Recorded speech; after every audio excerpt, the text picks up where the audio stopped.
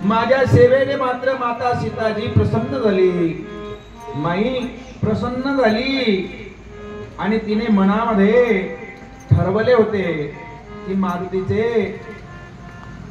म्हणे घर बसवून द्यावं, त्याचं लग्न लावून द्यावं असं त्यांच्या मनात होतं, परंतु ते मला माहित नव्हतं.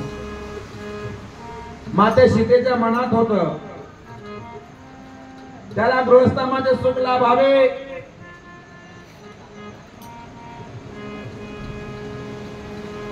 तिचा भेद काही मला माहित नव्हता. ती मला एकदा जवळ बोलावलं, मारुती राया इकडे या बघू, आपण खूप आमच्यासाठी तळमळ केली, आमच्यासाठी खूप मात्र कष्ट सहन केले, आमचे सर्व कार्य मात्र तुम्ही पार पाडले. हनुमंतराया तुम्ही जर नसते तर मात्र काय झालं असता. तेव्हा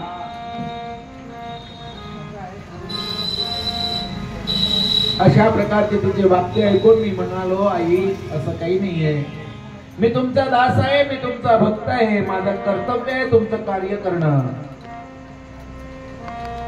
दासाचं कर्तव्य आहे, शिष्याचं कर्तव्य आहे, भक्ताचं कर्तव्य आहे सेवा करणं. सेवेलागी सेवक झालो, सेवेलागी सेवक झालो, सेवेलागी सेवक झालो, सेवेलागी सेवक झालो, सेवेलागी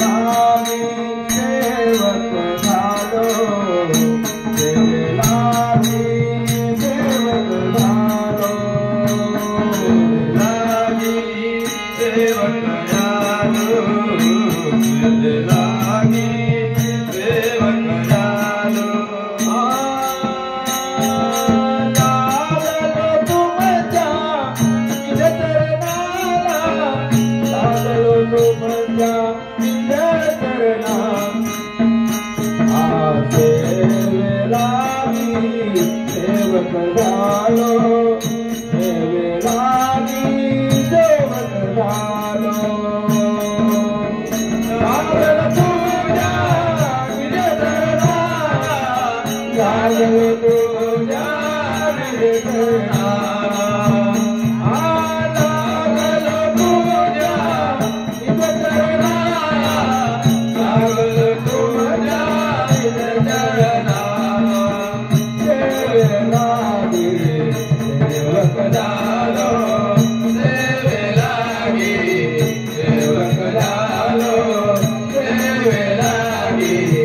सेवक झालो,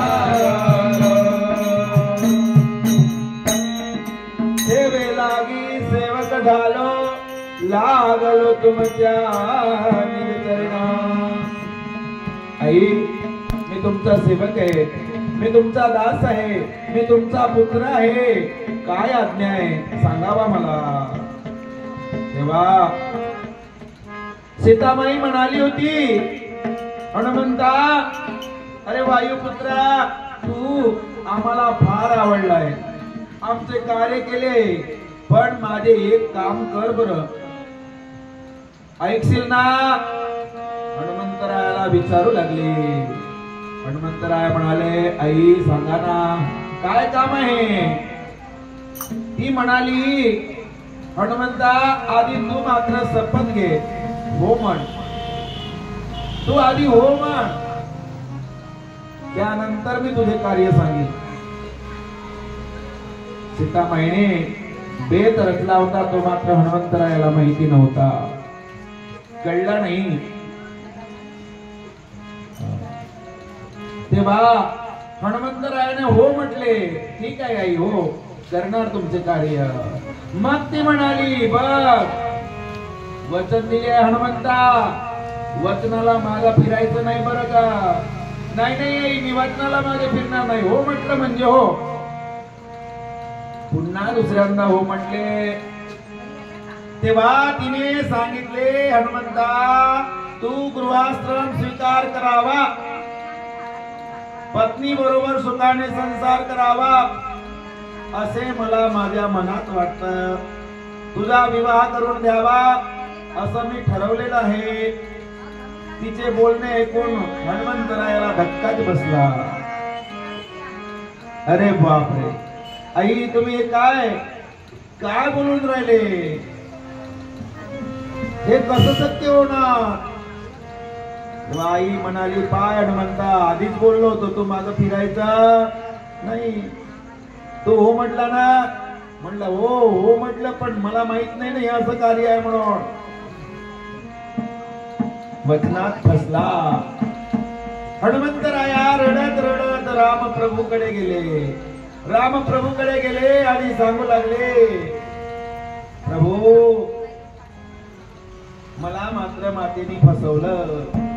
काय झालं हनुमंता? अरे काय झालं? तुझ्या मुखावर उदासी कशी रे? सांगू लागला, प्रभू सीतामाईने मात्र मला वचनात फसवलं. कसल्या वचनात? विवाहाच्या वचनात.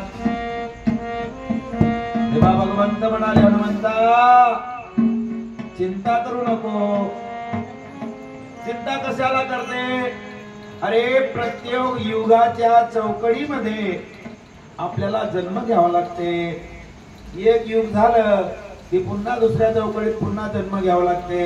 पुन्हा दुसरं युग झालं की पुन्हा जन्म घ्यावा लागते. पुन्हा युग बदललं पुन्हा जन्म घ्यावा लागते. असे कितीदा जन्म घ्यावा लागते. मग या युगाचं वचन आपण त्या युगामध्ये कसं म्हणे? आता तू हनुमंत होता, पुढच्या युगामध्ये कोण पडणार आहे म्हणे? आता हा सीतामाईनं बोलले ते खरंच बोललंय म्हणे. देवा असं कसं होईल? तेव्हा भगवंताने सांगितले, अरे हनुमंता आजपर्यंत माझे अवतार किती झाले? 98 अवतार झाले. किती? 98. हा 98 अवतार होऊन माझा 99वा अवतार आहे. तुझा सुद्धा 98 अवतार झालेले आहे आणि तू 99व्या अवतारामध्ये हनुमंत झालेला आहे. मारुती, रावण सुद्धा 99व्या अवतारामध्ये घेतलेले आहे जन्म. त्याने 99 98 वेळा मरून मात्र पुन्हा जन्म लावले. असं ते जगाचा अवतार 99वा अवतार आहे म्हणे. ज्याचे राज्य संपले, राक्षसाचा नाश झाला, तुझी त्याला कारण, तुही त्याला कारण आहे ना. कारण तुझ्या सुद्धा सोबत युद्ध झालेलं आहे. राक्षस स्त्रिया आता कुठे जाणार? कारण सर्व असुर मृत्यू पावलेले, त्यांच्या पत्न्या विधवा झालेले आणि आता त्यांच्या पत्न्यांनी जावं कुठं? तू आता त्यांच्याशी, त्यांच्या राज्यात जा आणि त्यांच्याशी तू विवाह कर. राक्षस पत्न्यांशी आणि त्यांच्याशी सुखाने मात्र सुख उपभोग घे. आपला गृहस्थाश्रम मान्य कर. तेव्हा भगवंत म्हणाले, प्रभू प्रभू काय विचार करा. मी ब्रह्मचारी आहे. मी जन्मताच ब्रह्मचारी आहे. माझ्या पासून त्यांना काय प्राप्त होणार आहे? मी त्यांना काही प्राप्त करून देऊ शकणार नाही. त्यांना कोणतेही मात्र सुख देऊ शकणार नाही. कारण मी ब्रह्मचारी आहे. मला स्त्री संघाचे पाप लागणार आहे. मला पाप करायला लावू नका प्रभू. राम म्हणाले, मारुती, अरे हनुमंता, कसलं पाप लागणार आहे? काही पाप लागणार नाही. तुझी शक्ती ऊर्ध्व शक्ती आहे. तुला स्त्री संग करण्याची गरज नाही. तुझ्या नुसत्या भुमभुमकाराने स्त्रिया गर्भवती राहणार. नुसत्या कशाने? भुमभुमकाराने. जय देवा हनुमंता, वायू अंजनीच्या सुता आरती ओवाळे तो. राजा रामाच्या रूपात जय देवा हनुमंता, वायू अंजनीच्या सुता आरती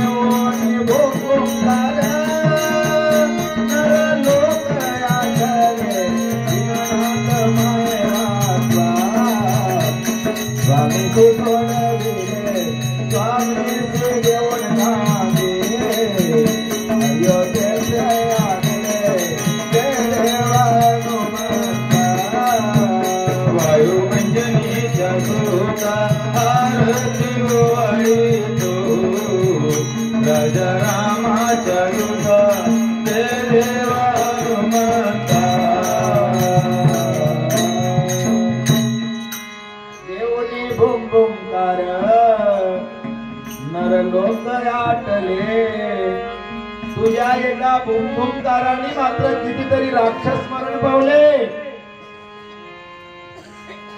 मग मात्र तुझ्या भूमभूमकारामध्ये तुझ्या नुसत्या एका आरोडीमध्ये इतके राक्षस मरू शकतात. मग तुझ्या आरोडीमध्ये इतकी ताकद आहे की ते त्या राक्षस स्त्रिया ज्या आहेत ना त्या गर्भवती होऊ शकतात. त्याचं सामर्थ्य मात्र त्याला दाखवलं. रामचंद्राने भगवंतानी प्रभू परमात्म्याने सामर्थ्य दाखवलं. पुत्र प्राप्ती होतील, त्यांना गर्भधारणा राहील. तुला कशाला स्त्री संग करायला लागतो? तुला स्त्री संग करायची गरज नाही. तसे झाले तर तुझे ब्रह्मचार्य न ढळता तुला दोषही लागणार नाही. तुझे ब्रह्मचारी राहील आणि तुला दोष लागणार नाही स्त्री संघाचा. जा बघ, जा गृहस्थाश्रम स्वीकार कर. तसे झाले तर तुझे ब्रह्मचार्य काही होणार नाही. राम प्रभूंनी अशा रीतीने हनुमंतरायाला सांगितले, समजावले. परंतु हनुमंतरायाचे मन मात्र मानायला तयार नाही. मन मात्र मानायला तयार नाही. पण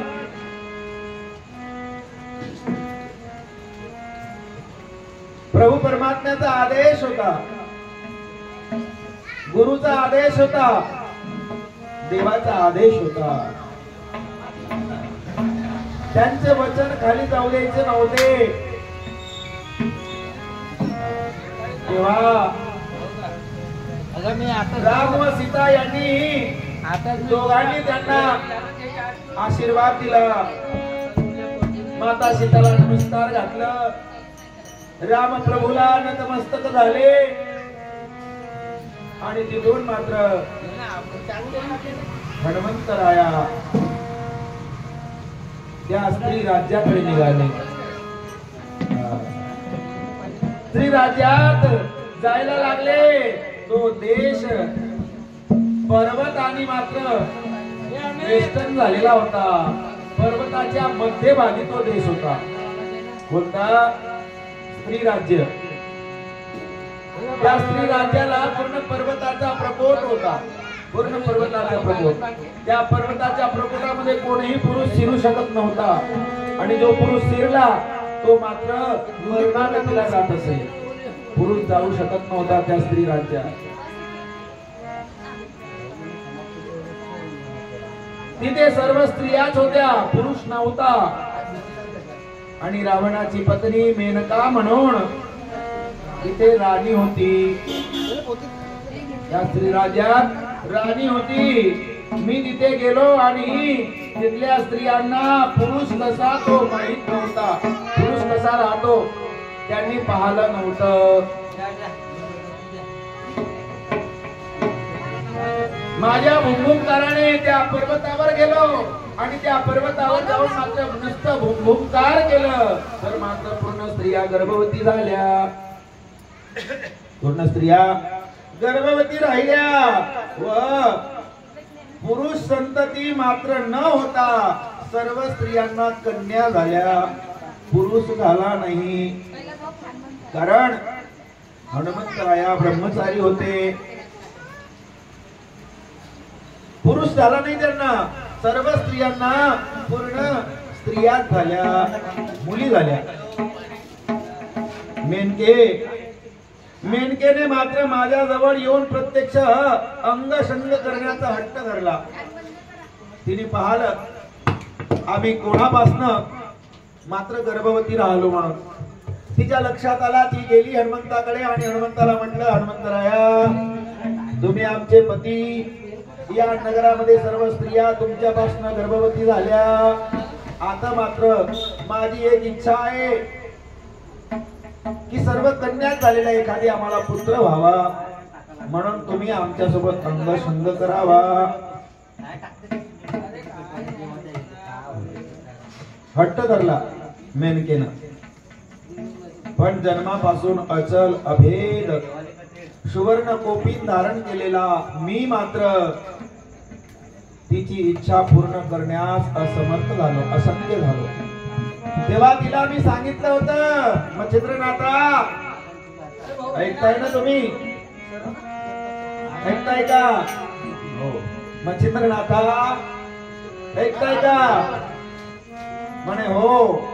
तेव्हा तिला मी म्हटलं होतं, उपरीचर वसूचा पुत्र म्हणून कवी नारायण मात्र जन्म घेणार आहे आणि ते मच्छिंद्रनाथ म्हणून अत्यंत समर्थ योगी होणार आहे आणि ते इथे येतील, तेच तुझी इच्छा पूर्ण करतील. मी तिला वचन दिलं आहे, मी तिला वचन दिलं आहे. म्हणून मच्छिंद्रनाथा माझं एवढं ओझ हलकं करावं, एवढं मात्र ओझ हलकं करावं.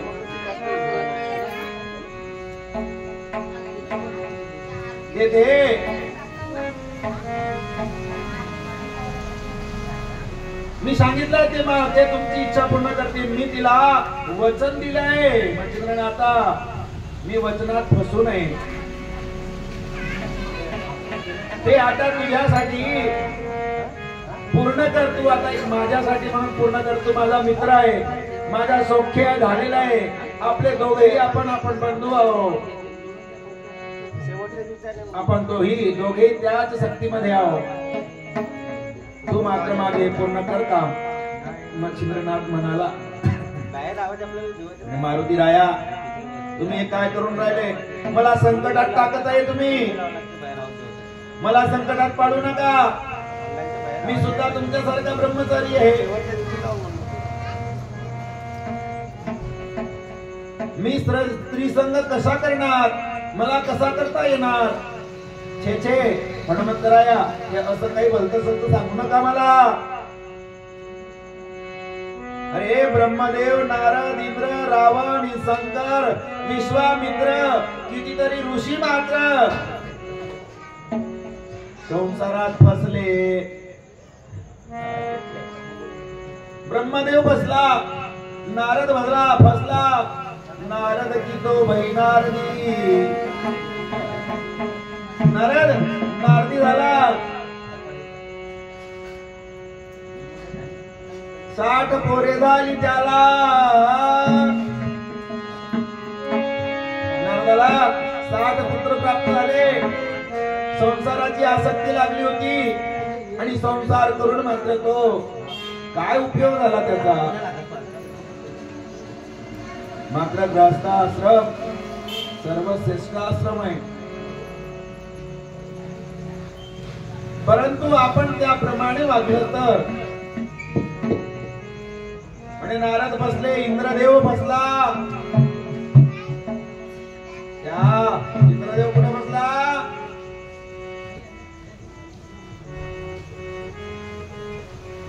ऋषी पत्नीला छळायला गेला आणि तिथे मात्र तो काय झाला?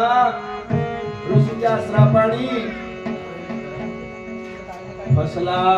इंद्रा पडली भगे, चंद्र झाला काळा. इंद्रा पडली भगे, चंद्र झाला काळा. इंद्रा पडली भगे, चंद्र झाला काळा. इंद्रा पडली भगे, चंद्र झाला काळा. नारद चुकला काळा,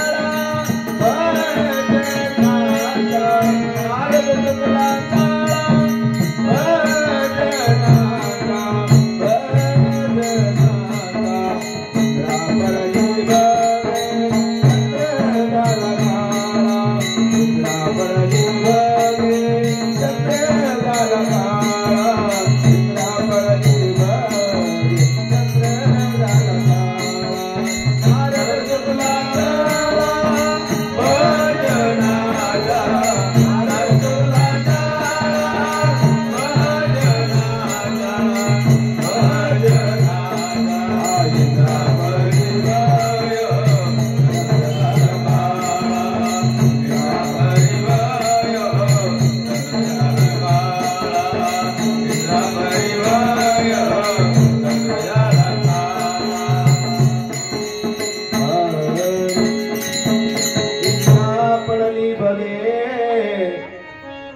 चंद्र झाला काळा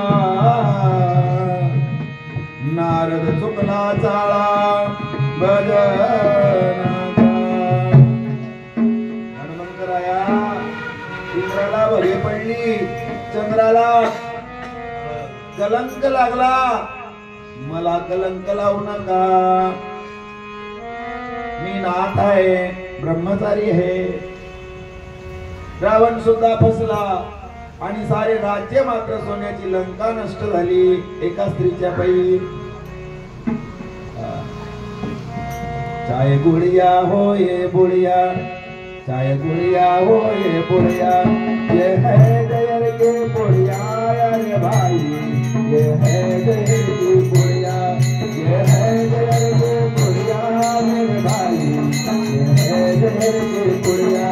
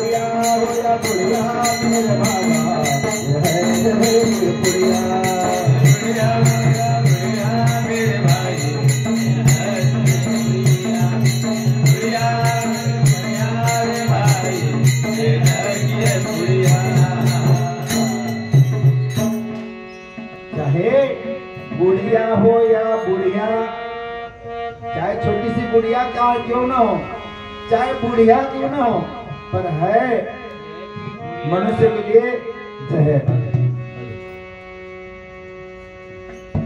बोले रावण सुद्धा फसला रावणाची लंका गेली राज्य गेला आणि पूर्ण राक्षस कुळाचा नाश झाला शंकर सुद्धा भगवान भोलेनाथ सुद्धा बिल्लीच्या मागे लागले आणि त्यांना सुद्धा पश्चाताप करावा लागलं आणि असं मात्र मला सांगू नका त्याचे हनुमंतराया विश्वामित्र बसला एवढा मोठा तपस्वी होता जटांचा भार होता पण तो सुद्धा फसला अशा प्रकारे याची स्त्रींच्या अभिलाषेमुळे काय गत झाली ते तुम्हालाही ठाऊक आहे मलाही ठाऊक आहे महाराज मग हनुमंतराया तुम्ही मला कशाला फसवता तेव्हा नको नको बाबा मला भलते सलते कामाला लावू नका मच्छिंद्रनाथ हात जोडायला लागला हनुमंतरायाला तेव्हा मारुतीराय म्हणाला पा मच्छिंद्रनाथ तुम्ही माझ्याशी मित्रता केली आणि मित्रता करून मात्र जर त्या मित्राची इच्छा पूर्ण केली नाही तर कसली मित्रता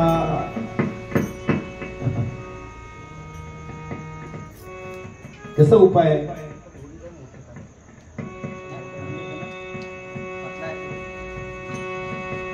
भगवंत ते काही नाही तुम्ही नाही म्हणू नका मच्छिंद्रनाथा तुला हे काम करून माझी इच्छा पूर्ण करायची आहे मला वचनातून सोडवायचं आहे तुझ्यापासून तिला मिनीनाथ नावाचा मुलगा होणार आणि तो सुद्धा नाथ होणार नाथ संप्रदायामध्ये होणार मिनीनाथ नावाचा मुलगा होणार तिला आणि ते पुरीचा वसूचा अवतार असेल ऋषीचा अवतार आहे आणि तो ऋषीचा अवतार मात्र त्या मेनकेच्या पासून निर्माण होईल आणि जगाचा कल्याण करेल म्हणून नाही म्हणू नका मच्छिंद्राने मारुतीशी पुष्कळ वाद केला. म्हणे नाही महाराज, काही असो, उपरीचर वसू असो की देवता असो, मी मात्र स्त्री संग करणार नाही. भरपूर वाद झाला, पण शेवटी मात्र त्यांच्याकडून मारुतीने मान्य करून घेतले. तुम्ही नाही म्हणा की हो म्हणा मच्छिंद्रनाथा, माझं वचन खाली जायला नको. तुम्ही माझ्याशी मित्रता केली, माझ्याकडनं तुम्ही सर्व विद्या ग्रहण केलं. आता मात्र माझं म्हणणं, मात्र माझं वचन मात्र पूर्ण करा. त्याच्याकडून मान्य करून घेतले. मात्र मच्छिंद्रनाथ म्हणायला लागले, ठीक आहे हनुमंतराया, तुम्ही एवढा हट्टच धरलेला आहे तर काही हरकत नाही. आता तुमच्यासाठी मला फसावं लागेल असेल तर फसतो. गुरुसाठी, देवासाठी, भगवंतासाठी जर भक्तांना फसावं लागत असेल. एकदा काय झालं, भगवंतानी नाटक केलं होतं, भगवान कृष्णाने नारदा सोबत. नारदा, अरे माझं पोट खूप दुखतंय, माझ्या पोटात खूप कळ लागली, अरे माझा आता जीव प्राण जाणार आहे. म्हणे देवा, मी वैद्य बोलावून घेऊन येऊ. अरे वैद्याची काही औषध काम करणार नाही रे, मला कोणाच्या तरी भक्ताच्या पावलांचा मात्र रज घेऊन यावा. त्या रजाने मात्र माझी तब्येत ठीक होईल, नाही तर माझा प्राण गेल्याशिवाय राहणार नाही. नारद मुनी महाराज फिरू लागले, सत्यभामेकडे गेले, रुक्मिणीकडे गेले, सगळ्या राण्यांकडे गेले. सगळ्या राण्यांनी हात वक्त केला, आमच्या पायाची रडधूड मात्र आम्ही पतीला देऊ आणि आम्ही नरकात जाऊ का? नारदही भक्त होता बरं का. नारद सुद्धा आपल्या पायाची धूळ देऊ शकत होता, परंतु नारदाला सुद्धा माहित होता, भगवंतानी सांगितलं होतं, नारदा भक्ताच्या पायाची धूळ पाहिजे मला, त्याच्याने माझं रोग बरं होईल. परंतु ज्याच्या पायाची धूळ मात्र मी खाणार, तो भक्त मात्र नरकात जाणार. कुठे जाणार? नारदाला भीती वाटली, फिरलं, पण काही धूळ मिळाली नाही. पूर्ण राज्यात फिरलं, कोणी धूळ द्यायला तयार नाही. देवाला कोण आपल्या पायाची धूळ देईल? तेव्हा तो गोकुळात आला. गोकुळामध्ये येऊन मात्र त्या ठिकाणी सर्व गवळणींना सांगितलं, राधेला सांगितलं. राधेचा जीव मात्र तळमळला. अरे अरे रे रे, माझ्या देवाची तब्येत खराब आहे आणि त्यांचा जीव प्राण गेल्याची आता पाळी आहे. नारदा, जा घेऊन माझ्या पायाची धूळ. बाबर गवळणींनो, मात्र तुमच्या पायाची धूळ नेतो, पण तुम्हाला नरकात जावं लागेल. काही हरकत नाही, आम्ही आपल्या देवासाठी नरकात जायला तयार आहोत, पण आम्ही आपल्या देवाला दुःखात पाहू शकत नाही.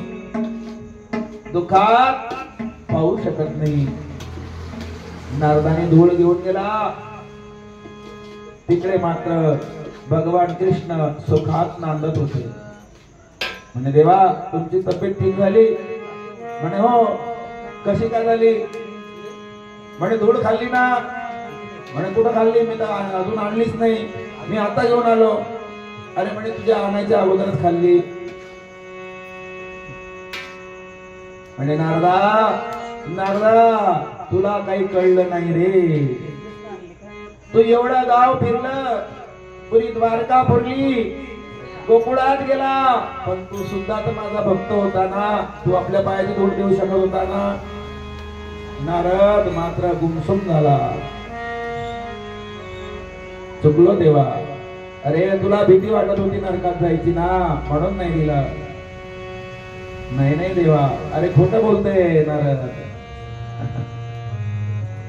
अरे त्या गवळणींना मात्र नरकात जायची भीती नाही, त्या माझ्यासाठी काहीही करू शकतात, जीव का प्राण त्यागू शकतात.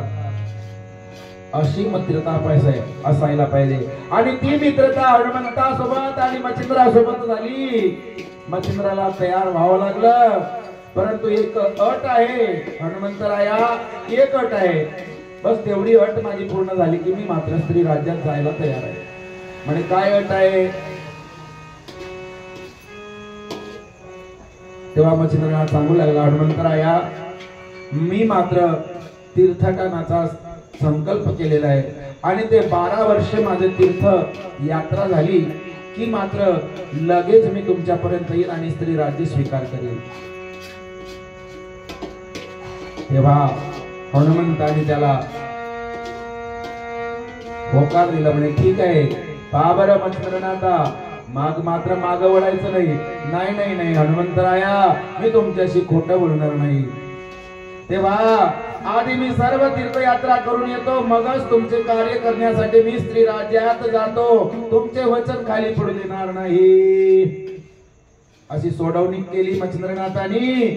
आणि एवढे बोलणे झाले तेव्हा वायुदेव आणि हनुमंतराया दोन्ही बापले आपल्या अंजन पर्वताकडे गेले आणि ते मच्छिंद्रनाथ समोर तीर्थयात्रा करू लागले. पंढरीनाथ भगवान की जय. या अध्यायाचा जो पठन करेल किंवा श्रवण करेल त्याच्यावर कोणत्याही प्रकारची बाधा येणार नाही, कोणाची दिष्ट लागणार नाही, नजर लागणार नाही, असं म्हणून पुराणात लिहिलेलं आहे. मी नाही सांगत. अशा प्रकारे या ठिकाणी 3रा अध्याय पूर्ण झालेला आहे. 4था अध्याय त्याआधी एक भगवंताचं भजन करू.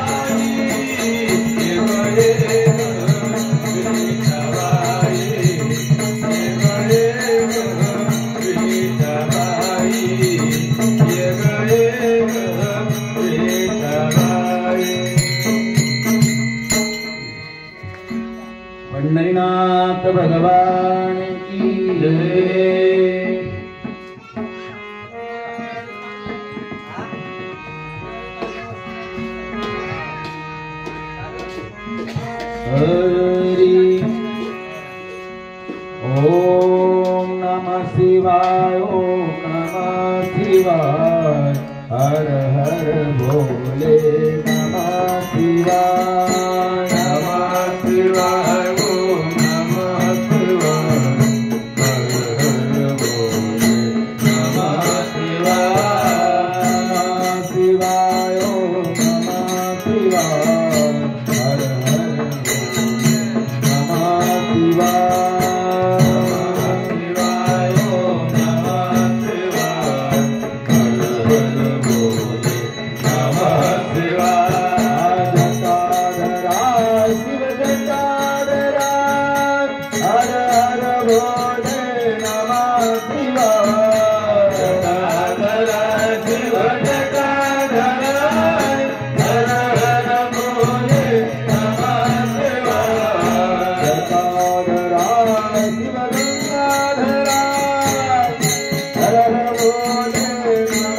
शिवाय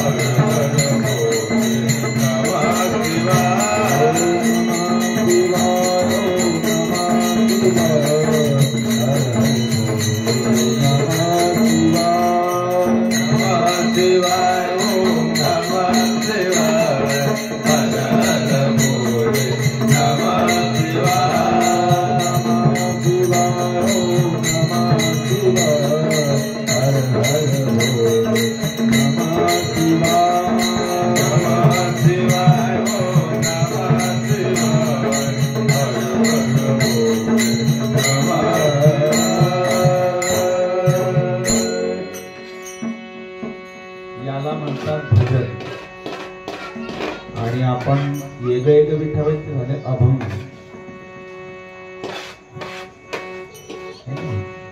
अभंग वेगळा, भजन वेगळा. भजनाला नामचिंतन सुद्धा म्हणतात.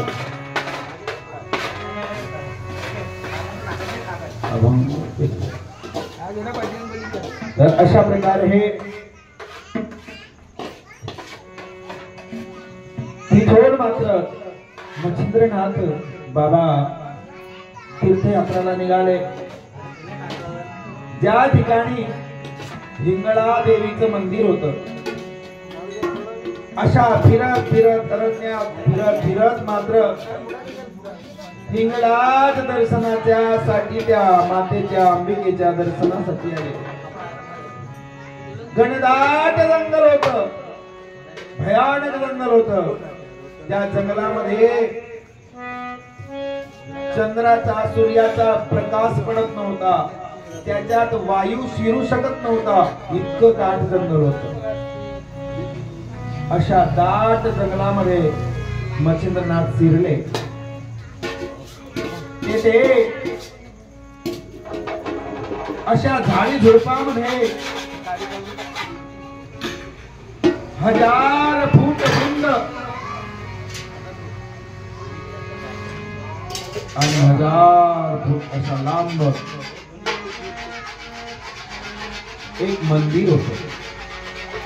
प्रवेशद्वार होतं, द्वार. त्या द्वार दिसलं त्याला आणि त्या द्वाराचे रक्षणकार माझं भैरवनाथ होते. अष्टभैरवनाथ त्याचे रक्षण होते, त्या द्वाराचे रक्षक होते.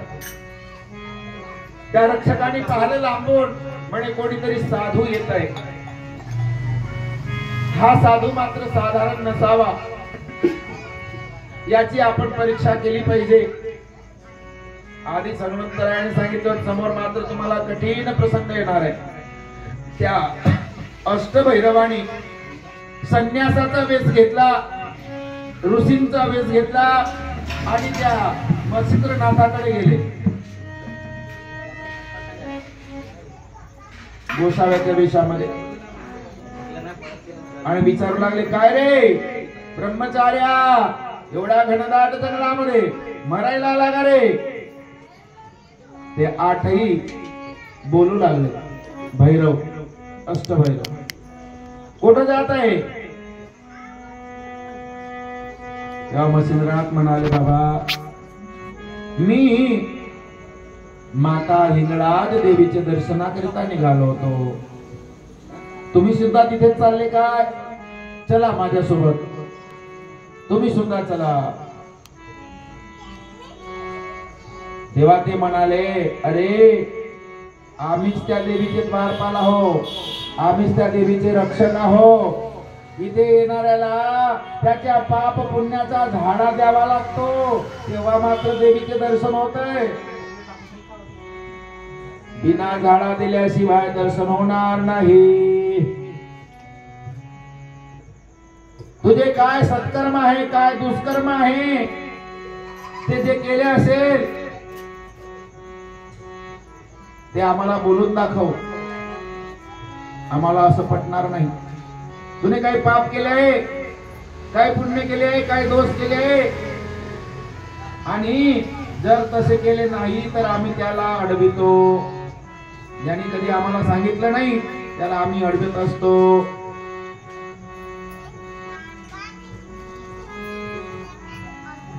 पहा, जर खोटं बोलण्याचा प्रयत्न केला तुम्ही तर मात्र दार लहान होत आणि त्या दारामध्ये मनुष्य अडकत, द्वार पार करू शकत नाही. देवाची द्वारी उभा क्षण भरी, त्याने मुक्तिचारी साडिल्या. जर देवाचं द्वार पार करून जायचं असेल तर मात्र पाप पुण्याला झाडा द्यावा लागेल. आपल्याकडे काही नको, जोडी खाली असायला पाहिजे.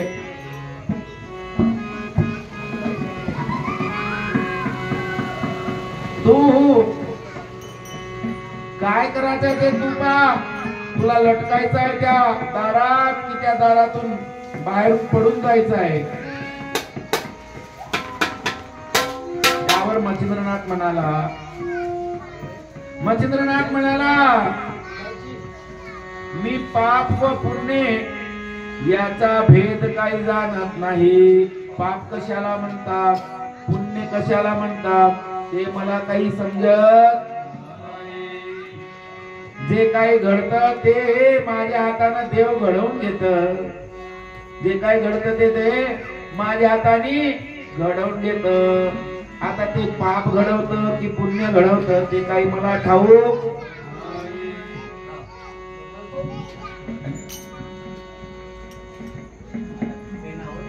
जसं आपण आता इथे 5 वर्ष झाले कार्यक्रम करतोय, सर्वांच्या प्रेमाच्या पोटी, आदर आतिथ्याच्या पोटी, पण आपल्याकडनं काय घडतं, पाप घडतं की पुण्य घडतं ते काही आपल्याला ठाऊक.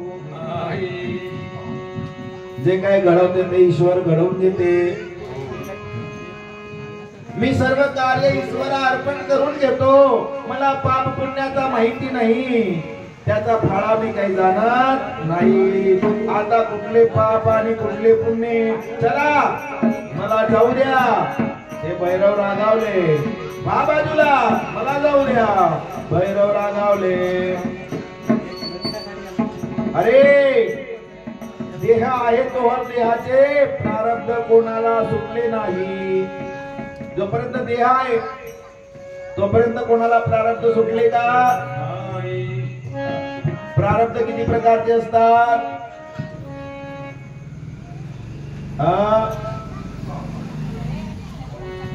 प्रारब्ध 3 प्रकारचे प्रारब्ध असतात.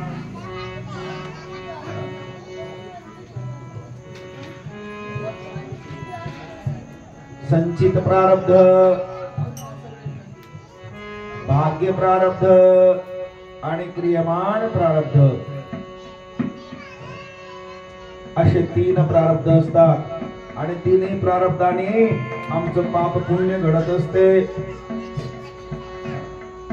तेव्हा जोवर देह प्रारब्ध आहे तोवर पाप पुण्य होणारच आहे. तोवर पाप पुण्य होणारच आहे. सुटणार नाही. भीष्माचार्याला सुद्धा भोगावं लागलं. त्याच्या मनाने नाही केला, पण त्याच्या देहाने पाप केलं.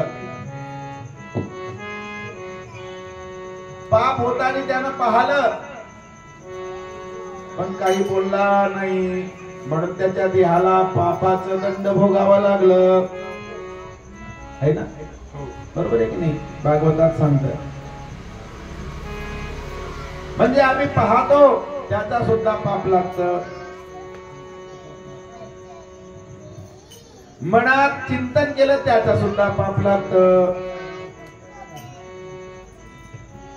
आणि आपल्या हातानं देहानेही काही अभद्र कार्य केलं त्याचा सुद्धा पाप लागतं. याला म्हणतात क्रियमान.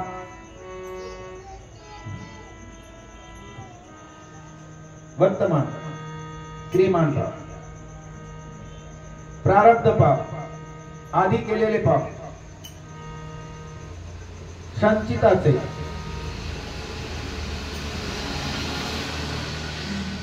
त्याच्या यादी जे जे लिहिले संचिते ते ते चुके ना कल्पांते.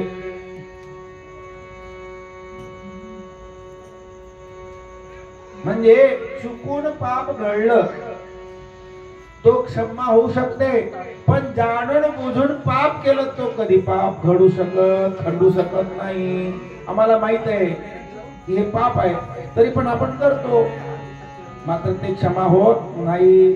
ते चुकून आमच्या हाताने घडले ते मात्र तीर्थस्नानाने, संतांच्या दर्शनाने, कथा कीर्तनाने, प्रवचनाने, सत्संगाने ते क्षमा होतात.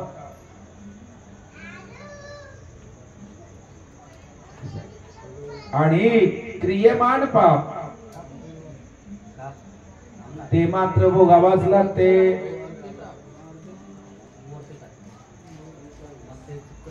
संचित आणि क्रियमान भोगावं लागते. प्रारब्ध पाप म्हणतात त्याला. अशा प्रकारचे पापाचे प्रकार हे. तेव्हा मच्छिंद्रनाथ हसून म्हणाला, अरे प्रत्यक्ष येम शंकर ही ज्या ब्रह्मी स्थिती पुढे निजभ्रम ठरला, त्या स्थितीत मी आहे. तुम्हा मस्कासी दमदाटीला कोण भेटे रे? अरे मी ब्रह्मा आहे ना, त्याच्या बरोबरीचा आहे. मी तुमच्या सारख्या मच्छराला काय भेटो का? चला व्हा बाजूला, जाऊ द्या मला. काठी ना घोंगड घेऊ द्या किर, मला भी पंढरी घेऊ द्या किर. काठी ना घोंगड घेऊ द्या किर, मला भी पंढरी घेऊ द्या किर. काठी ना घोंगड घेऊ द्या किर, मला भी पंढरी घेऊ द्या किर. काठी ना घोंगड घेऊ द्या किर, मला भी पंढरी घेऊ द्या किर. काठी ना घोंगड घेऊ द्या किर, मला भी पंढरी घेऊ द्या किर. काठी ना घोंगड घेऊ द्या किर, मला भी पंढरी घेऊ द्या किर. काठी ना घोंगड घेऊ द्या किर, मला भी पंढरी घेऊ द्या किर. काठी ना घोंगड घेऊ द्या किर, मला भी पंढरी घेऊ द्या किर. मला जाऊ द्या, तुम्ही बाजूला व्हा. त्याचे बोलणे ऐकून 18 हे 8ही भैरव मात्र शास्त्रास्त्र अस्त्र शस्त्र घेऊन उभे झाले आणि त्याच्यावर धावून गेले. मच्छिंद्रनाथाने त्यांच्यावर प्रतिकार केला. तेवढ्यासाठी त्याने चिमूटभर भस्म घेतलं. मच्छिंद्रनाथाने आणि देवतांना संरक्षणासाठी आवाहन केलं आणि ते मंत्रपंजर मंत्र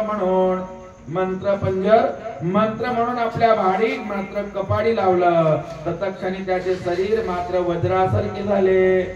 भैरवानी किती हल्ला केला, किती दगड मारले, किती काही केला, पण त्याच्या शरीरावर काही आघात झाला नाही. त्या भस्मात मंत्रात एवढा प्रभाव होता की मच्छिंद्रनाथ वज्रासारखा झाला होता. कारण तो गुरुमंत्र होता आणि त्या गुरुमंत्राचं स्मरण केलं. या युद्ध करायला या भैरवांनो, या तुम्हाला किती युद्ध करायचं आहे, नाहीतर कोरड्या विहिरीत जाऊन जीव द्या. माझ्या एकट्या सोबत तुम्ही 8 जण माझ्याशी युद्ध करता करता काय थकले काय? जर तुम्हाला युद्ध करणं होत नाही तर जा कोरड्या विहिरीत जीव द्या, आत्महत्या करा. तेव्हा त्यांना पुन्हा राग आला. पुन्हा ते अस्त्र घेतले आणि त्याच्यावर धावले मारण्याकरिता. मच्छिंद्रनाथ जशाच्या तसा उभा राहिला, काहीच केलं नाही. त्यांना मोहिनी, इंद्र, नाग, ब्रह्म, रुद्र असे इत्यादी शस्त्र घेतले त्यांनी, अष्टभैरवानी, पण ते काही शस्त्र काही उपयोगात पडले नाही, काही झालं नाही. मच्छिंद्राने हातात भस्म घेतलं, पुन्हा मंत्राचा उपचार केला आणि अस्त्रबळ विफल करून टाकले. त्याचबरोबर त्याने वाताकर्षण मंत्र घेतला आणि त्यांच्यावर पुन्हा भस्म टाकलं आणि त्यांना आकर्षण करून टाकलं, बांधून टाकलं. ते तळफळायला लागले. अष्टभैरव वाचवा वाचवा वाचवा म्हणून तळफळायला लागले. वाताकर्षण मंत्राचा उपयोग केला, हात पाय बांधून टाकले त्यांचे. त्यांना श्वास घ्यायला मात्र त्रास होऊ लागला. आता मात्र आमचा जीव जाणार म्हणून ते 8ही ओरडू लागले, वाचवा वाचवा असा आवाज हिंगळा देवी पर्यंत गेला. हिंगळा देवीने आपल्या 5-7 सहेल्या पाठवल्या. सप्तघ्रित मात्रिका होत्या, त्या 7ही जणीला पाठवलं. अगं जाऊन बघा काय गोंधळ चालू आहे बाहेर. तेव्हा युद्ध चालू होते. त्या परत गेल्या आणि देवीला सांगितलं त्यांनी मातृगणांना मच्छिंद्रनाथाला मोह पाडण्यासाठी पाठवले. म्हणे त्या साधूला मोहन टाकून या. त्यांचा जत्ताचा जत्ता आला. मच्छिंद्रनाथाने विलक्षण असे चमत्कार पाहून त्यांनी प्रयोग केला, परंतु तो काही प्रयोग त्यांचा चालला नाही. त्याला मोहू शकल्या नाही त्या 7ही जणी. त्या सर्व दासींना स्वतःची स्मृतीच राहून वेड्यासारखे नाना प्रकार करू लागल्या. मच्छिंद्रनाथाने त्यांच्यावर सुद्धा मंत्राचा उपचार केला आणि त्यांच्यावर भगून टाकली. त्या वेड्यासारख्या नाचू लागल्या, फिरू लागल्या, पण त्यांचा उपाय काही मच्छिंद्रनाथावर चालला नाही. त्या नाचत ओढत फिरू लागल्या, गाणी गाऊ लागल्या. मग त्यांच्यावर मच्छिंद्रनाथाने विद्या गौरव अस्त्राचा उपयोग केला. वातास्त्र सोडून मातृगणांची वस्त्रे त्यांच्या शरीरापासून सुटली. त्या 7ही जणी नग्न झाल्या, वस्त्र सुटून पडले आणि त्या नग्न अवस्थेत नाचू लागल्या. त्यांची वस्त्रे उडाली, निर्वस्त्र झाल्या, बेभान होऊन नाचू लागल्या. मच्छिंद्राने क्रियाशक्तीने त्या प्रत्येकी समोर एक एक पुरुष निर्माण केला. मच्छिंद्रनाथाने पुरुष निर्माण केला.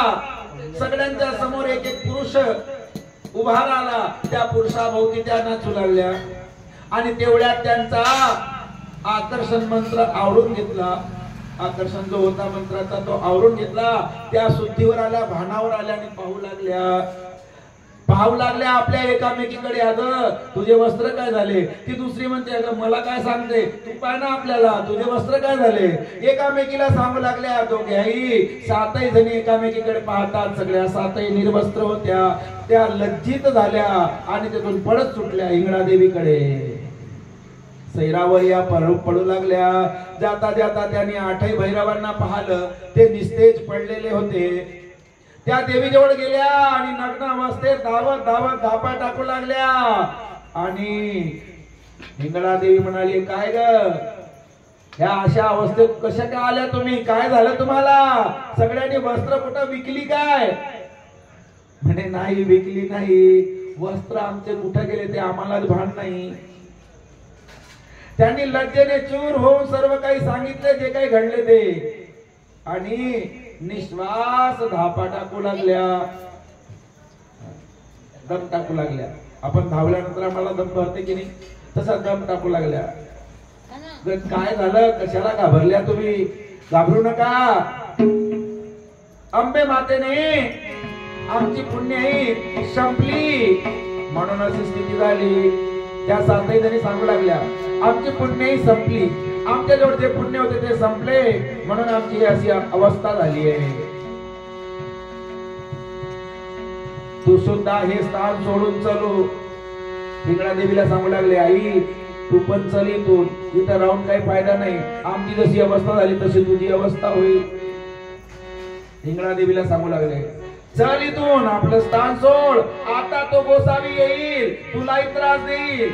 एवढे धैर्यशाली भयंकर श्रेष्ठ योगी गोसावी साधा सुद्धा काही दिसत नाही. तो गोसावी साधा नाहीये, भयंकर आहे. त्याचा तेज प्रचंड आहे. प्रत्यक्ष असा सूर्यासारखा दिसतो. जसे काही 11 रुद्र एका ठिकाणी आले असतील, अशा प्रकारे त्याचा महिमान सांगू लागल्या. तो सर्व देवींना ग्राहक, देवी देवतांना ग्रासून टाकेल, खाऊन टाकेल. आता मात्र हिंगणा देवी तुम्ही पण इथून चालावा. आपण इथं राहण्यात काही योग्यता नाही. त्या एकमेकीला चातरू लागल्या, एकमेकीला स्पर्श करू लागल्या. आता कसं करायचं? तेवढ्यामध्ये मच्छिंद्रनाथ दाराच्या आत शिरला. तेवढ्यात मच्छिंद्रनाथ दाराच्या आत शिरला. त्यातून एक मोठ्या जोरानं आरोळली, आला बाबा आला. सगळ्याच्या सगळ्या पाहू लागल्या. त्या सातही जणी ओरडू लागल्या, आला आला, गोसावी आला.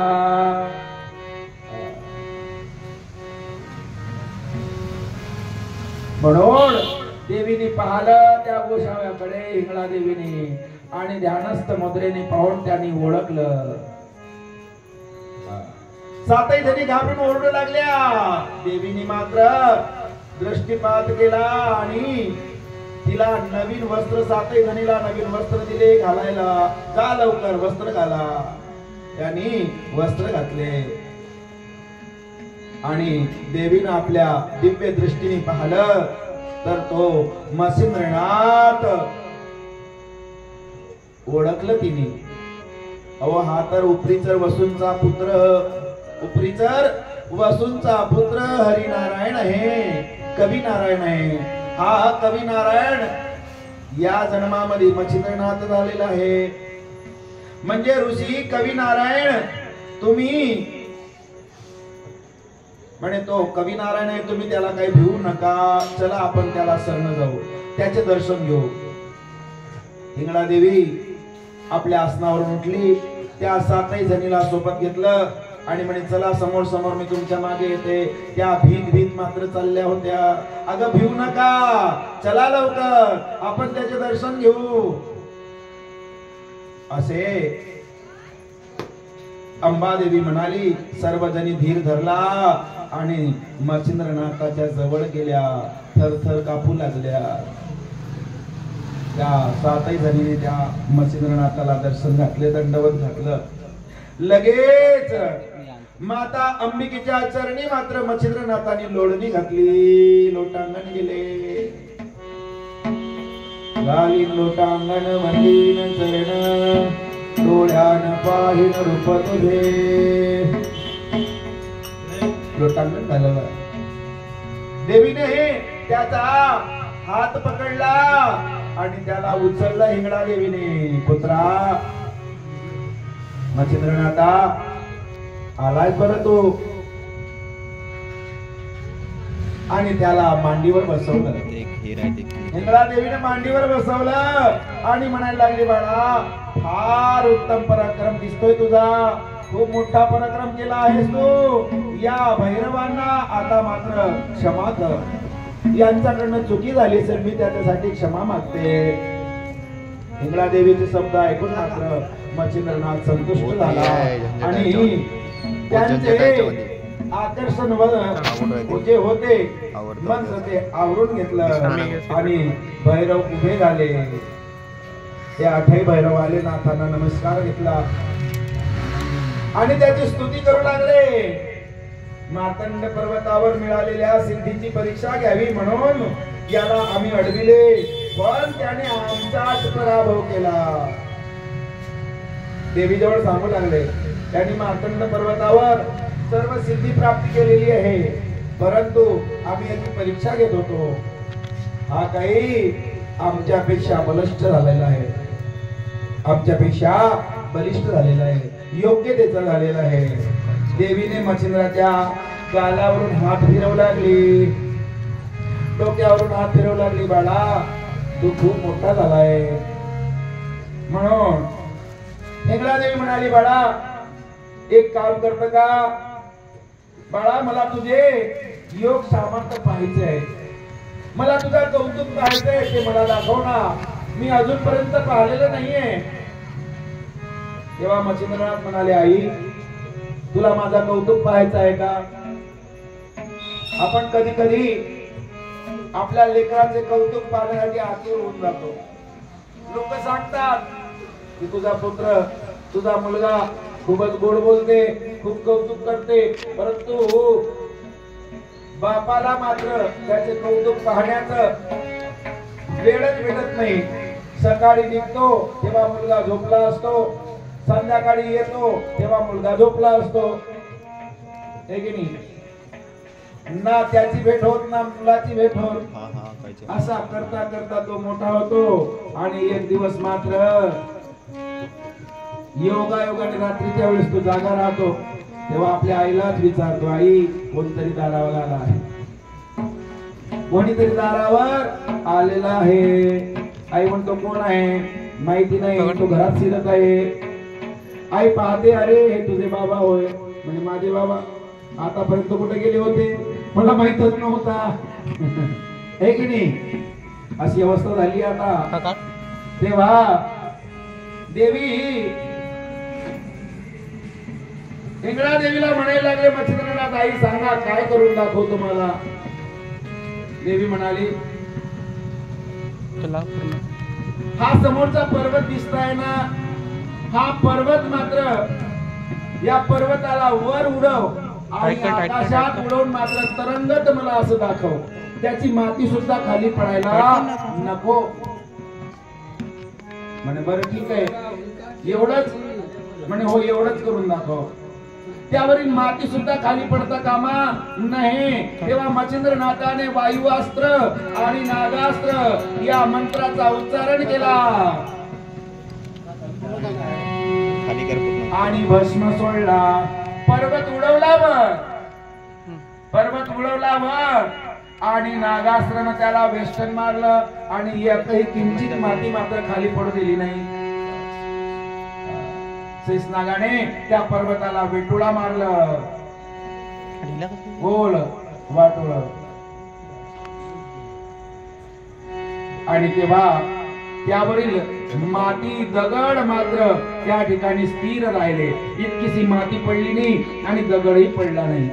देवीने आपल्या शक्तीने मात्र त्या पर्वताला ढासळण्याचा प्रयत्न केला. हिंगळा देवीनं दृष्टिपात केला त्या पर्वताकडे, पण याची माती तरी खाली पडेल, परंतु तिची शक्ती मात्र असफल झाली. प्रयत्न काही चालला नाही, काही उपयोग झाला नाही. तेव्हा मच्छिंद्रनाथाने पुन्हा आपल्या योग बलाने तो पर्वत जागच्या जागी आणून ठेवला. देवी त्याला म्हणाली, धन्य धन्य धन्य आहेस रे बाबा, धन्य आहे, मला खूप आनंद झाला. तू वायू व पर्वत यांना मित्र केले आहे. आपले वायूला मित्र केलाय, पर्वताला मित्र केला आहे. त्याच्या परिस्थिती विरोध असूनही तू त्यांना वश केले. वायू आणि पर्वताचा विरोध आहे, दोन्ही परस्पर विरोधी पार्टी आहे. परंतु विरोधी पार्टी असून त्यांना तू मित्रता करून घेतलेली आहे. तुझ्यामध्ये खूप मोठं सामर्थ्य निर्माण झालेलं आहे. मी तुला प्रसन्न आहे. मच्छिंद्रा, काय पाहिजे तुला? मी तुला देण्याकरिता उत्सुक झालेली आहे. मच्छिंद्रनाथ म्हणतोय, आई तुमच्याकडे जे काही असेल, माझ्याकडे पूर्णपणे सर्वस्व मी तर नाही म्हणू शकत नाही का मी पूर्णपणे झालेला आहो, पण तुम्हाला माझी योग्यता जे असेल ते तुम्ही देऊ शकता. आईच्या पुढे पुत्र कधी पूर्ण होत नसते. कितीही मोठा झाला आई समोर तरी पण मात्र तो लहानच. म्हातारा जरी झाला तरी पण आई समोर बालकच असते. आई, माझं काही सामर्थ्य नाहीये, माझी तुम्हाला योग्यता जे काही वाटत असेल ते तुम्ही माझ्यावर कृपा करा. तेव्हा हिंगळा देवीने कृपा केली, आपली 2 अस्त्र दिली. त्याच्या परिस्थिती विरोध 2 अस्त्र दिली. असे म्हणून हे 2 अस्त्र घे, तुझ्या कामात पडतील. असे म्हणून अंबादेवी हिंगळा देवीने त्याला स्पर्शास्त्र आणि भिन्नास्त्र, आपल्याला कोणी स्पर्श करतय हे आपल्याला जाणीव झाली पाहिजे, असे स्पर्शास्त्र दिले. आणि दुसरा भिन्नास्त्र, स्पर्श करून पुन्हा आपोआप सुटलं पाहिजे. असे 2 अस्त्र त्याला दिले आणि त्याला 3 दिवस आपल्या जवळ ठेवले हिंगळा देवीने. नंतर आशीर्वाद वरदान देऊन मात्र त्याला निरोप दिला. आता मच्छिंद्रनाथा, आपली तीर्थयात्रा करावा. आता मात्र तो हुशार झालाय, तू आता शहाणा झालेला आहे, तू आता काही लहान राहिलेला नाही. पंढरीनाथ भगवान ईश्वर महाराज की जय. म्हणून आता तुम्ही सगळे शहाणे झालेले, वेळ झालाय म्हणता तुम्ही तिकडून. म्हणून आता इथे कथेला विराम करू आणि उद्याची कथा उद्याला घेऊ. रामकृष्ण हरी. जय जय नारायण नारायण हरी हरी. जय जय नारायण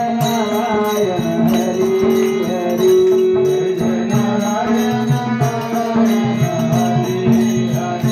जय जय नारायण नारायण हरी हरी. जय जय नारायण नारायण हरी हरी. जय जय नारायण नारायण हरी हरी. जय जय नारायण नारायण हरी हरी. जय जय नारायण नारायण हरी हरी.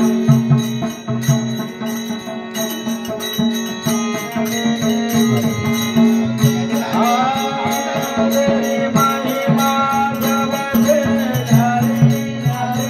जय हरी हरी.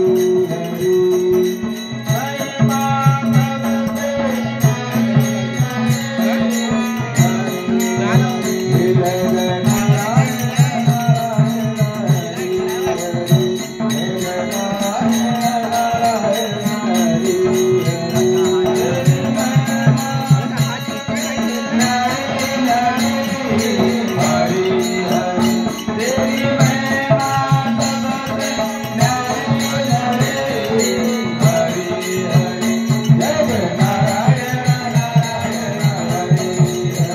जय जय नारायण नारायण हरी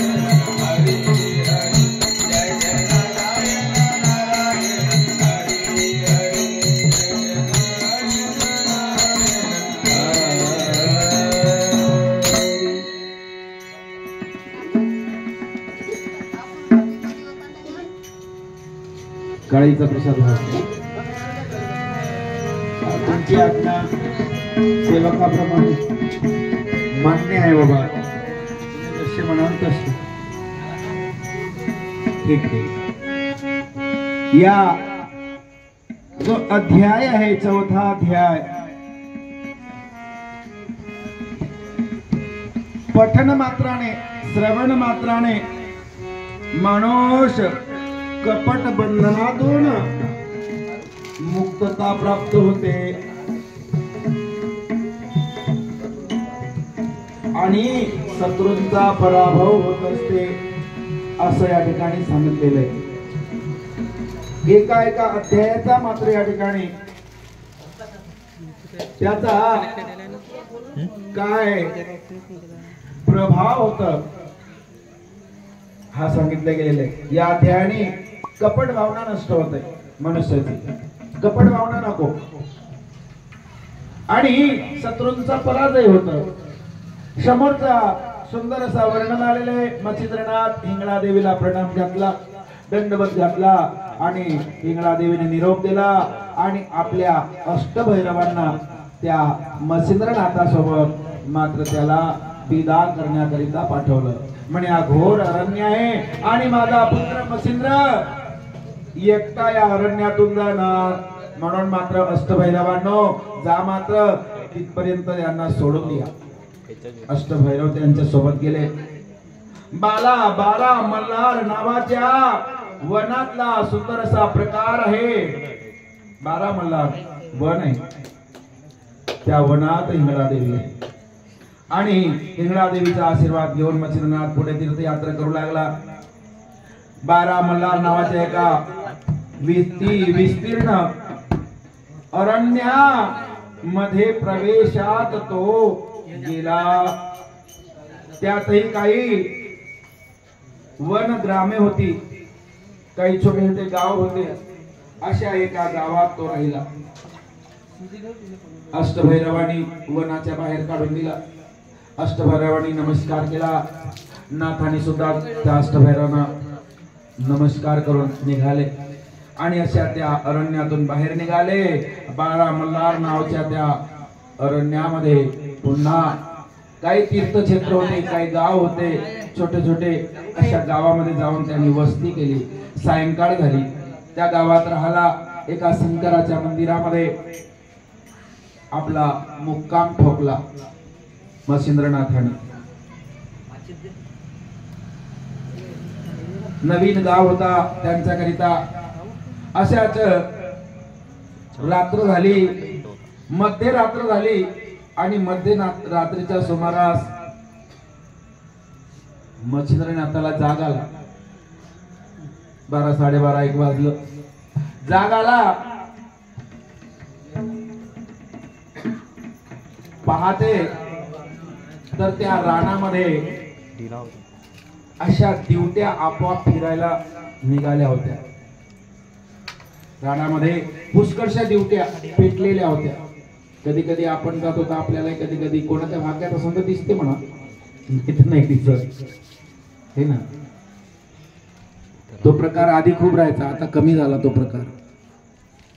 कारण आधी पुष्कळसे असे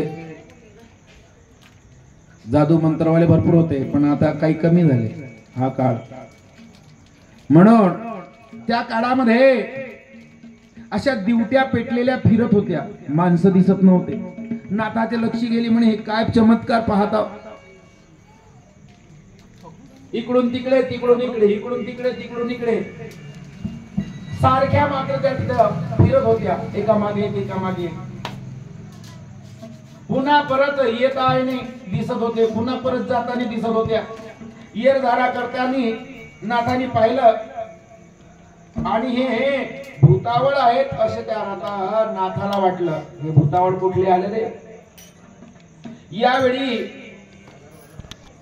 त्यांना वश करून घ्यावं असा नाथाच्या मनात आला. न जाणं आपल्या हे भूतावळ आपल्या कामात येऊ शकतात. कधी कधी भूतही कामात येतात. भूतही काम करतात आपलेवाले. आमच्या गावात एक भूत होत, खूप मोठा वैद होत. त्याच्या घरी भूताला संतान झाली.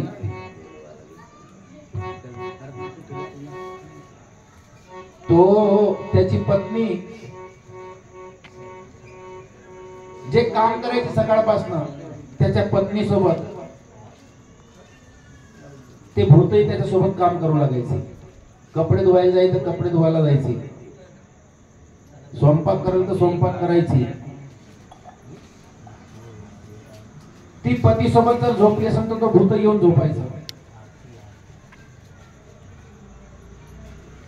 असं करता करता त्या भूताला सुद्धा संतान प्राप्त झाली बाबाजी. आणि हे प्रत्यक्ष आहे.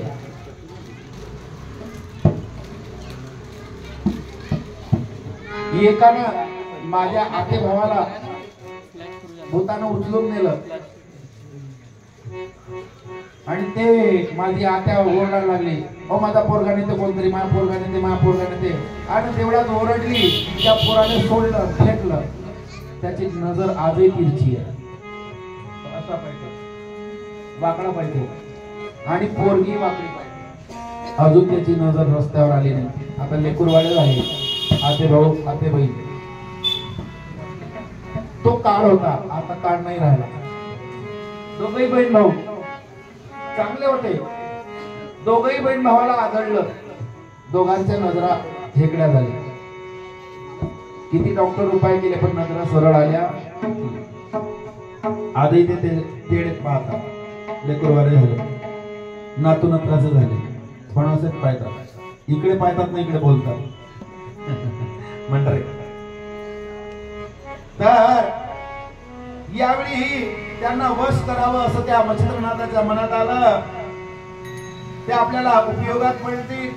भूतांचा सुद्धा काहीतरी उपयोग होऊ शकतो. मच्छिंद्रनाथाने विचार केला आणि अंबे हिंगळा देवीने आपल्याला अस्त्र दिलेले आहे. आता त्या अस्त्राचा उपयोग करून पाहावा असा त्याच्या मनात आला. आणि हातात बबूत घेतली आणि स्पर्शास्त्र मंत्राचा जप केला आणि तो टाकला. सारेचे सारे भूतावळ एका जागेवर उभे राहिले आणि त्याचे पाय मात्र जमिनीत घुसले. भूतावळांचे पाय जमिनीत घुसले. भूतावळ मात्र त्याच्या तिथे नाचू लागले. पायाला उपडू लागले पण पाय काही निघत नाही. ते पृथ्वीमध्ये चिटकले. पुन्हा पुन्हा त्याचे पाय आतमध्ये जाऊ लागले पण भूतावळांचे पाय काही निघाले नाही. भूमीत रुतले, ते गळले भूमीमध्ये.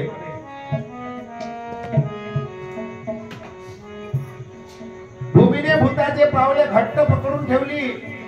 त्यांना काहीच हालचाल करता येईना. तीही इतर कोट्यावधी भूते, किती कोट्यावधी भूते मिळून 8 प्रकारची 8 कोटी भूते वेताळाच्या अधिपत्याखाली त्या रात्री जाऊन मात्र जमा व्हायच्या. त्या भूतांचा एक मालक होता वेताळ. त्या वेताळावर जवळ जायचं, त्याला नमस्कार करायचं. त्या वेताळाला भेट होते ते भूत. तो वेताळ मात्र ज्या गावाला पाठवला त्या गावाला जायचे ते भूत. आणि तिथून फिरून यायचं आणि तिथले भूत पकडून पुन्हा त्या वेताळावर आणायचं, नमस्कार करायचं. नित्यनेम होता त्यांचं. असे काही भूत इथं लटकले आणि काही भूत वेताळापाशी गेले. वेताळ मोठ्या जोराने म्हणू लागला, का रे तुम्ही एवढे झाले आणि बाकीचे कुठे आहेत रे भूत? एवढीच अर्धी भूत म्हणे कुठे? अर्धी तुम्ही आले, अर्धी भूते कुठे आहे? 8 कोटी भूत होते म्हणे. 8 कोटी मधून 4 कोटी आले, 4 कोटी भूत गेले कुठे?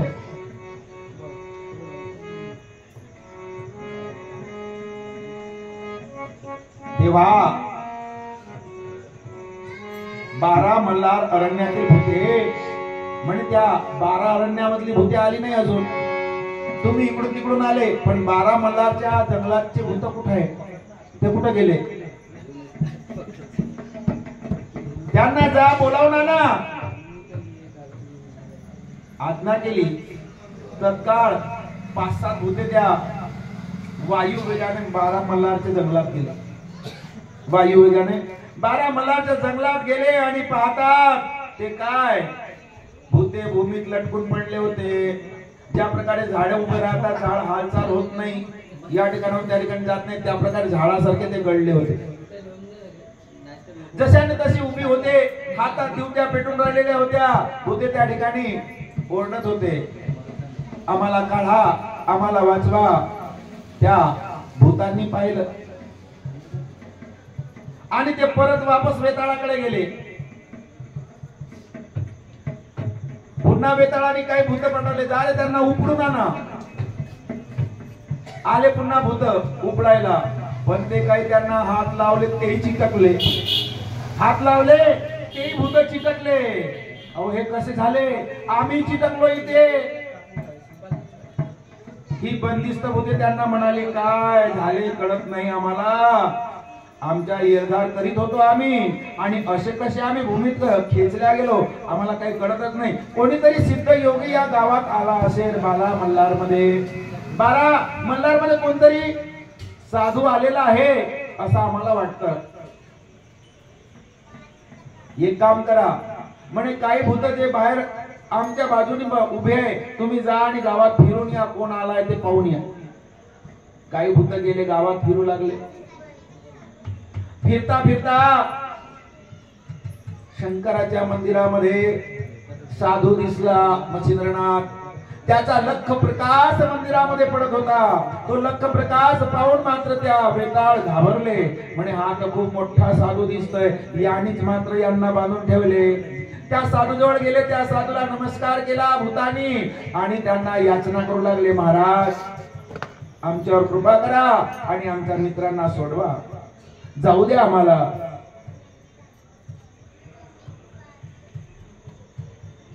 मच्छिंद्रनाथ म्हणायला लागले, कशाला जाऊ द्या? म्हण नाही सोडत. भूत म्हणायला लागले, सोडून द्या बाबा, तुम्ही साधू महात्मा आहात, संत आहात, सोडून द्या. म्हण नाही सोडत. म्हणे कशाला फालतू युद्धाची पारी आणता? म्हणे आगेत हात घालू नका. आमचं मालक येईल, तुमच्याशी युद्ध होईल आणि तुम्हाला परास्त करेल. म्हणे तुमचा मालक कोण? आमचा मालक वेताळ. म्हणे वेताळ? म्हणे जा त्या वेताळाला जाऊन सांगा, तुमचे भूते सोडत नाही, जो बनते ते करून घ्या. सगळी भूत कितीतरी त्या मच्छिंद्रनाथाला मानवलं, परंतु मच्छिंद्रनाथ मानायला तयार नाही. म्हणे आपल्या वेताळाला घेऊन या, त्याला हेच शिक्षा करीन, त्याला सुद्धा बांधून ठेवीन. भूत घाबरले. पुन्हा भूत परत गेले वेताळाकडे. वेताळाला जाऊन सांगितलं, म्हणे महाराज आपले भूत सोडायला तयार नाही, तो तुम्हाला सुद्धा धमकी देतोय, तुमच्याशी युद्ध करण्यास तयार आहे. वेताळाला राग आला. भूतांना सांगितलं, जा आपली सेना तयार करा, चला आपण त्याच्यावर जाऊ, त्याच्याशी युद्ध करू. वेताळाकडे पुरे भूत जमा झाले, सर्व भूत जमा झाले. अस्त्र शस्त्र घेऊन मात्र सैन्य जमा केले वेताळाने आणि भूतांचं सैन्य तयार केलं आणि भूताचं सैन्य घेऊन त्या मच्छिंद्रनाथाकडे बाला मल्हार गावामध्ये पोहोचले. त्यांच्या बरोबर सर्व भूत प्रचंड सेना मच्छिंद्रनाथाकडे आरडा ओरडा करत जाऊ लागले. सर्व भूत गणासह वेताळ विचारू लागला, हाच आहे का रे? म्हणे हो हाच आहे, तुमच्याशी युद्ध करणारा. त्यांच्यावर सगळ्यांनी अस्त्र शस्त्र फेकू लागले. भूत अस्त्र शस्त्र फेकू लागले. मच्छिंद्रांना माहिती पडला की हे भूतावडा आपल्यावर अस्त्र शस्त्र फेकत आहे. आपल्या भोवती एक रेखा काढली, बंधन घातलं, रेषा ओढली, वज्रास्त्र मंत्राचा जप केला आणि आपल्या मस्तकावर लावलं आणि तिकडून भूतांनी भयंकर मारा केला. अस्त्र शस्त्र मात्र तुटून पळत गेली. भूतांचे मुख्य जे 8 गण होते ते सुद्धा तुटून पडले आणि मच्छिंद्रनाथाच्या भोवती फिरू लागले मारण्याकरिता. पण त्याला काही झाले नाही. मच्छिंद्रनाथाला ते डोक्यावर तरंगत राहिले ते भूत, पण त्यांचा हात काही मच्छिंद्रनाथाला लागला नाही. मग सगळे हे भूत पुन्हा त्यांना राग आला. आणि सगळेचे सगळे पुन्हा त्याच्याजवळ धावून पडले.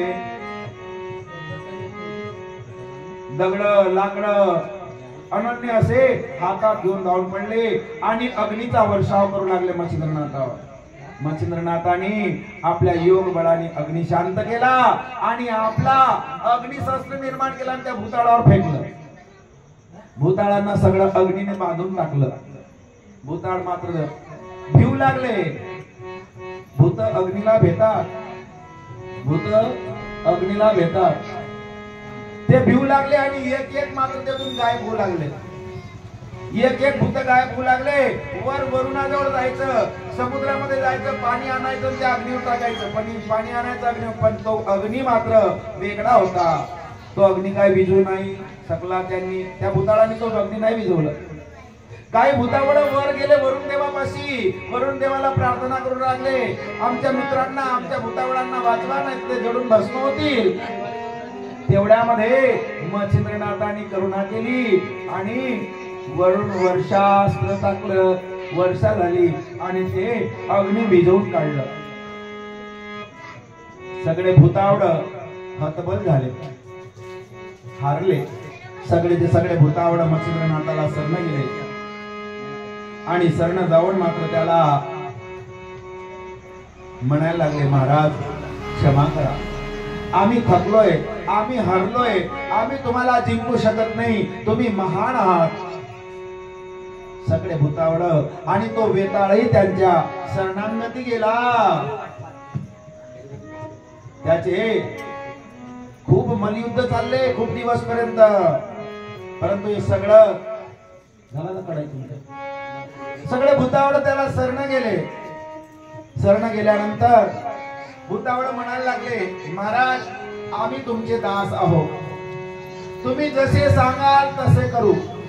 आतापर्यंत आम्ही त्या वेताळाचे दास होतो, पण तो वेताळ मात्र आमचा मालक तुम्हाला शरण आला तर आम्हाला काय आहे, आम्ही शरण आलो. वेताळ म्हणायला लागला, महाराज तुम्ही जसे सांगाल तसे आम्ही करू, आमचे भूत ते काम करतील. तयार झाले. म्हणे बरं बरं ठीक आहे. मग म्हणे माझं काम एकच आहे, माझे जे भक्त आहे, माझे जे भक्त आहे त्या भक्त ज्या ज्या मंत्राचा जप करतील त्या त्या मंत्राचा सिद्धता तुम्हाला करावं लागेल. त्या मंत्राला सिद्ध करून द्यायचंय तुम्ही, ते काम तुमच्याकडे. मंत्र सिद्धी करून द्यायचं काम तुमच्याकडे. म्हणे ठीक आहे, आम्ही त्यांचे मंत्र सिद्ध करून देऊ. आणि माझ्या भक्तांचं मात्र काम ऐकायचं काम तुमचं आहे. माझ्या भक्तावर जर आघात आला असेल त्यांना वाचवायचं काम तुमचं आहे. माझे जे काही भक्त असतील त्यांच्या घरावर मात्र एवढासाही आज येऊ नये, एवढी मात्र दक्षता घ्या, नाहीतर तुमची खैर नाही. आणि मला उपाय सांगा, हे मंत्र सिद्ध कसे होतील. भूतावळांनी सांगितलं, बाबा जो ग्रहणाचा दिवस येतोय, चंद्रग्रहण येतोय, सूर्यग्रहण येतोय, संक्रांती येतोय, त्या पर्व काळामध्ये ध्यानस्थ व्हावा आणि एका ठिकाणी मात्र बसून मंत्राचा जप करावा आणि तेवढ्या काळामध्ये तो मंत्र सिद्ध होते. तो मंत्र सिद्ध होते आणि मग त्या मंत्राला तुम्ही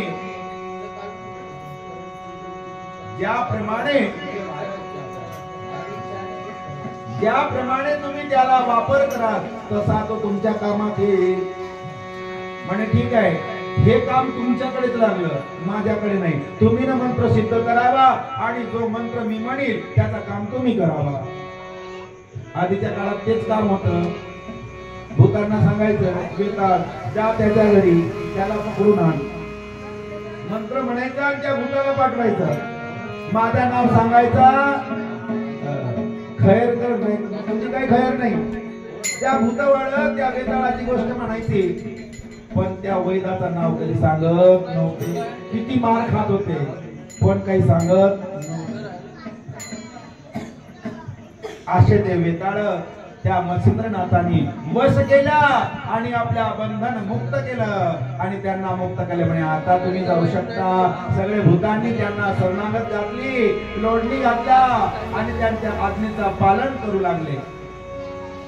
अशा प्रकारे ते भूत पिशाच वश केले व नंतर तो 12 मल्हारचे दर्शन घेऊन तेथे यथाविधी कार्य करून पुढे कालिका देवीच्या दर्शनात निघाला. भूतावळा आपल्या नगरास निघाले. ती कालिका देवीच्या दर्शनासाठी मत्स्येंद्रनाथ निघाला आणि पुढे हेच मत्स्येंद्रनाथ शेवटी कार्तिकेय महाराजचे दर्शन उद्याला होतील याचे ना. कार्तिकेय महाराजच्या दर्शनाकरिता कोकण पट्टीमध्ये जातात, कोकण प्रांतामध्ये, आणि त्या कोकण प्रांतामध्ये कार्तिक महाराजांचं दर्शन होईल. आता इथून मात्र महाराजांची तीर्थयात्रा सुरू झाली. भूतावळांना मुक्त केलं आणि या अध्यायाचा जो पाठ होत आहे किंवा याचा श्रवण जो करतोय त्याला भूत बाधा कधी लागत नाही. भूतांचा संचार असेल तर तो निघून जात, त्याच्या अंगात भूत बाधा राहत नाही, भूत बाधा होणारही नाही आणि भूत मात्र त्याच्या घराकडे पाहूही शकणार नाही. या अध्यायाच्या पठनाने अशा प्रकारे सुंदर या ठिकाणी मत्स्येंद्रनाथाचा आणि त्या भूतावळांचा वर्णन केलेलं आहे. उद्याचं वर्णन मात्र शंकर आणि कार्तिकेय महाराजांचं वर्णन येणार आहे. म्हणून या ठिकाणी आपण कथेला विराम देऊ आणि उद्याच्या कथेमध्ये कार्तिकेय महाराजांचं वर्णन करू. कुंडली कवरहार विठ्ठल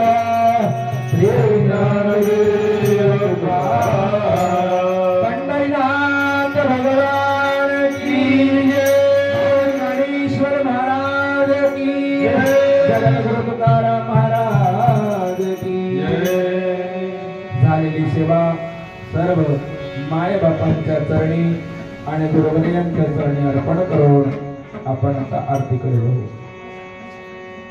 ज्ञानेश्वर माऊली ज्ञानराज माऊली तुकाराम ज्ञानेश्वर माऊली ज्ञानेश्वर माऊली ज्ञानराज माऊली तुकाराम